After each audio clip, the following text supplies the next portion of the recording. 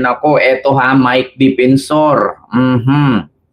Ano yan kay Mike Defensor, Kent? Nako, eto nga mga kababayan, no? Pakinggan natin ha. Ma'am Susan Ronquillo and kay Jovelyn and kay Left. Ayan, Miguel up shoutout po. Pakinggan natin mga kababayan, ano ba yan kay Mike Defensor? Nako, mga kababayan, ito po, post po ito ng News 5. Ayan na, News 5 yan. News 5. Mike Defensor. Ayan, News 5. Basahin ko lang ha. Misteryoso. Ayan, Miguel Love shoutout po. Ayan, so ito na. Reklamo versus Mike Defensor. Nako, ito na mga kababayan. Like tayo ha. Reklamo versus Defensor. Ano nga ba yung reklamo versus Defensor? Ganito po. Nakatakdang maghain ang National Bureau of Investigation or NBI. No? Prime Rose, hello po. Ma'am Julita Fujita, hello po. No, ng qualified human trafficking charge. Hala ka, nako. Sir Jerisel Puno and kay Ma'am Virginia Domingo, hello po. Nakatakdang maghain ang National Bureau of Investigation or NBI ng qualified human trafficking charge laban kay dating Congressman Mike Defensor kaugnay ng kasong may koneksyon sa ni-raid na KTV bar sa Pasig City. Nako, Ma'am Alicia Di Mayuga. Nako, eto na nga mga kababayan. Patay. Ma'am Sally. Ma'am Rosagang. Bukas na to mga kababayan. Bukas na ito. Bukas na ito i-file. Nako. Kasi di ba ang sabi Biyernes, hindi kinaya ng Biyernes, Lunes. Alam, Ma'am Eli De Los Santos, sila po kay Christine Suko. Ayan, Miguel of shoutout, Ma'am Rosagkang. Eto na. Mike Defensor, kaugnay sa kasong may koneksyon sa ni-raid na KTV bar sa Pasig City. Ayon kay NBI Director Melvin Matibag sa programang Historicon ng One News, posible itong ihain sa Biyernes, June 19 or Lunes, June 22. Nako, ito, June 19 or Lunes, June 22. So, we are able to complete the metrics na lumalabas. Kasama po talaga siya, sabi ni Matibag. Nako, patay.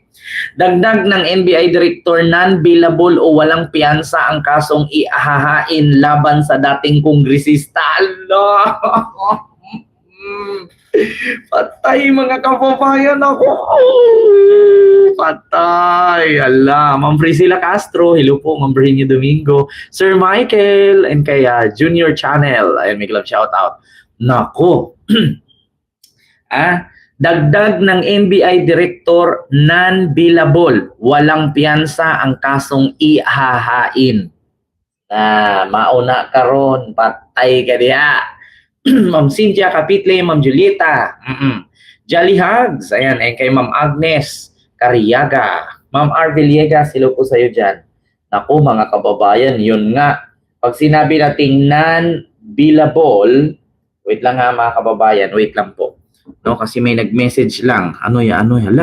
Importante. Wait lang. Ang sabi, wag mo dapat i-content yan, matatakot si Mike. Mga kababayan. May nag-message. Huwag mo dapat i-content yan, matatakot si Mike. Baka may... Naku, mga kababayan, mukhang magtago na yata si Mike Defensor nito. Kasong walang piyansa. Mukhang may magtatago susunod kay Bato.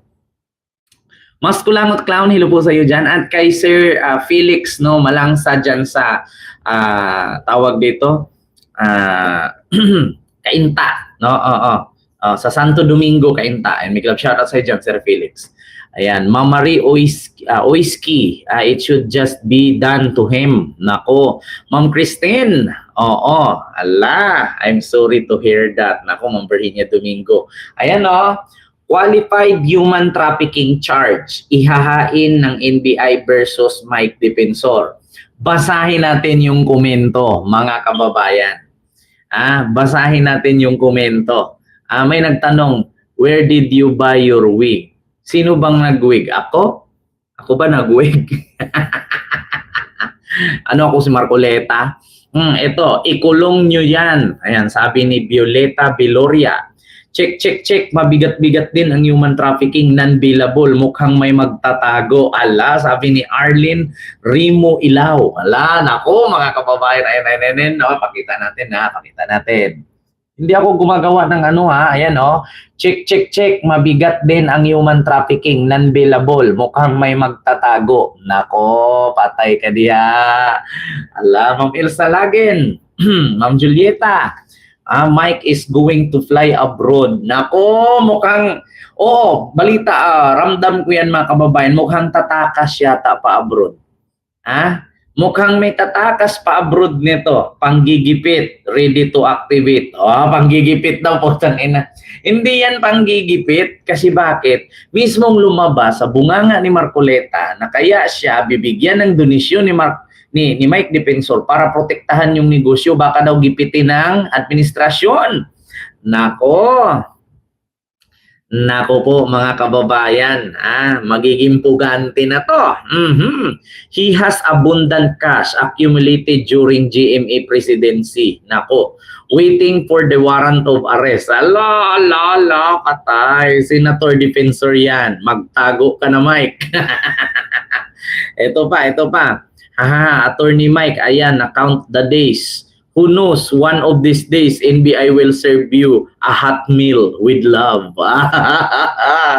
Non-billable, you are in for a long time, sir. Patay. Alaga, mga kababayan, lagi na. Hindi naman kasi magsitahimik kasi. Sabi ni Bruce Hatton, you know, somebody once said, when the system fails, righteous men will rise up. It means you got to do what you got to do. Galing Pero hindi naintindihan ng DDS yun.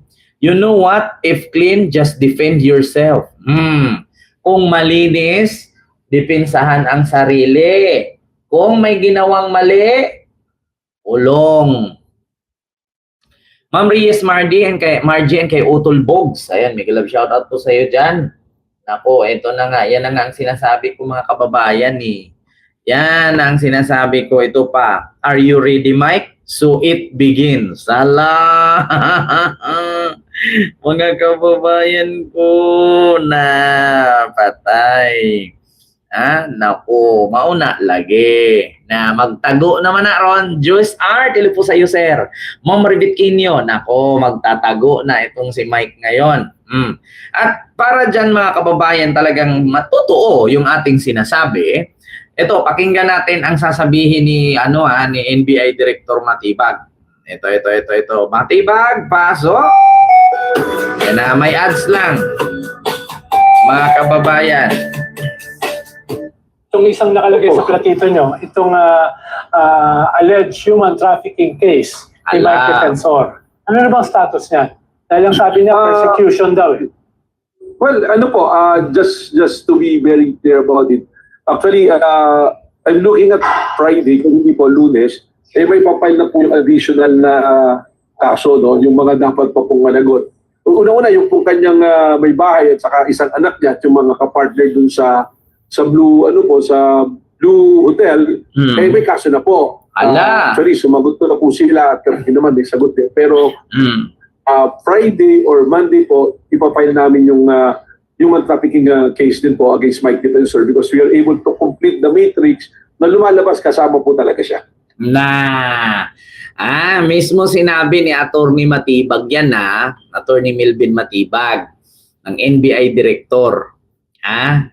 Nako, misteryoso, my prediction is correct. 2026 will bring many change. Nako, ayan na nga, magtago na to. Mukhang magkasama na yata to sila ni Bato. Patay ka diya. Alaka, mga kababayan. Imbes na Biyernes, kung hindi kaya Biyernes, Lunes. So, ibig sabihin bukas. Bukas ito, mga kababayan. Naku, patay ka diya. Pero non-bailable yan, di ba? Yung sa kanya po ay qualified human- non-available kasi qualified human trafficking po yung sa kanya. Oo. Yung sa anak po niyang isa, dahil masasama yung isang anak niya, available naman po. Qualified human trafficking, non-bailable. Ibig sabihin walang piyansa. Yung sa anak niya meron. Pero sa kanya, wala. Naku, patay ka diya, mga kababayan. Hello. Excited na ako. Ilang araw na lang. Ilang araw na lang. Pagka na-file ito, after 2 weeks, may warrant na yan. Mark my word, mga kababayan. Diyos ko, patay ka diya. Ala. Continue. Saka may iba pong mga personalities din na may include na hindi human trafficking, solicitation naman po ang makakaso po. Naku, So either Friday po yan Sec or sa Monday. sa Monday po. June Tapos na po yung 22. So yung report directly implicates Mike Defensor. The case build-up directly implicates him because he insists that he divested from it a long time ago. Well, tinignan po namin yung mga papel na isinumiti nila. Ma'am Raida Channel, NK Sir Tampino TV, Ma'am Aisa, Ma'am Beverly, hello po. Napatunayan po namin ng mga peke po yung sinabit. Ayan, dapat makulong na yung manahimik na yung leader ng paninira sa gobyerno at isama ang 18 kargador, no? Ikulong ng di pamarisa ng iba, animal yang si Defensor. Ala, hide and seek under the moon na mauna karon. Ayan na. Po namin yung mga notary, wala po. So additional cases pa nga po silang papal. Falsification niya. So yung Opo. SEC documents na sinubmit ay peke. Hindi po yung SEC dahil ang claim nila, they already assigned it to somebody else. Correct. So nag-submit po sila ng mga papel ng deed of assignment, lease contract. When we check it, non-existent po, hindi po siya talaga notarized. So parang ginawa lang po to come out with the difference. So nagpasa daw sila ng papeles. Ang problema mga kababayan, hindi notarized. So sa madaling salita, gawa-gawa. Hindi notaryado. Na patay ka din na ang sabi, matagal na daw nilang hindi negosyo. Ito sa totoo lang mga kababayan, dito ko napagtanto-tanto na talagang sinungaling talaga itong mga DDS, no? Ang sabi ni Mike Defensor, matagal nang hindi nila hawak yung hotel na yan, yung negosyo na yan. Pero mga kababayan, lumabas mismo sa bunganga ni Marcoleta. Ito ipapanood ko sa inyo Wait lang. Ito Marcoleta. Yan, Marcoleta. So, donation. Ni Mike Defensor. Ito mga kababayan, pakinggan natin. Ito kay Marcoleta Kayo talaga ng 30 million pesos. Pero Congressman, ang tanong po kasi is kung Pakinggan natin mga kababayan sa programa ni Marcoleta Kasi mga kababayan, po kasi is kung nagbigay nga kayo talaga ng sinabi mismo ni Marcoleta yan na ito, donation. Ayan na, ito. Saan na ba being a yun? lawyer, you know that. Ito. Pero as of now, sa mga sandaling ito, Sen, habang tayo nag-uusap, 451, meron na ba kayong nabalitaan na arrest warrant o ano man, na mga kayo po ay... Hindi yan. Dahil hindi ko nakita na naging justifiable yung pagtawag ng special session. Iba to. Si Senator Marcoleta may plunder. Nagkataon na damay ako. Alam niyo, yun yung campaign donation na dinismiss na ng COMELEC. Donation! Dinismiss ng COMELEC, 3 kami na nagkaroon ng campaign donation kay Senator Marcoleta. Dinikit nila yun. Ginawang plunder. Hindi, sabi niya, binigay ko nga sa'yo contribution pero utang na loob mo sa akin yan. Ayan na. Di ba? Booking. Buko. Nagtutulakan na silang dalawa. Nagbigay lang naman daw siya ng contribution para sa eleksyon. Pero itong Marcoleta, sa kanyang programa sa Net 25, hindi. binigay ko yan sa'yo bilang utang na loob. Di yun, ginawang ebidensya, ginawang kaso. Ayun. Ulitin Si ko. Senator Marcoleta, Mm. may plunder. Nagkataon na damay ako. Mm. Alam niyo, yun yung campaign donation na dinismiss na ng COMELEC. Donation! Dinismiss ng COMELEC, 3 kami na nagkaroon ng campaign donation kay Senator Marcoleta. Dinikit nila yun, ginawang plunder. Hindi, sabi niya, binigay ko nga sa'yo, contribution, pero utang na loob mo sa akin yan. Diba? So sa madaling salita, mga kababayan, may nag-comment, you are late for, huli na daw ako sa balita. Alam mo, sa totoo lang, Marco Rivera, walang huli sa balita. Kasi una, itong aking tinapik ngayon, hindi pa ito na-file. Pinaalam ko lang na kapag na-file ito bukas, non-bailable yan. Sa madaling salita, walang piyansa. Hanggat hindi maging presidente si Sara, hindi mabigyan ng pardon si Dipensor, hindi siya makakalabas. Mga kababayan, tandaan nyo yan. Qualified human trafficking. Walang piyansa. Hanggat hindi magkaroon ng presidenteng kaalyado ni Mike Dipensor, hindi siya mabigyan ng pardon. Sa madaling salita, hindi siya makakalaya. Habang buhay yan. Reclusion perpetua yan. Diba? Oo, ganun yan. Cry DDS, cry DDS, cry, cry. Terdi mo. Ayan, Miguel shoutout, Ma'am Lily Tonini, and kay Marcia Jenny. Ayan, Miguel shoutout po.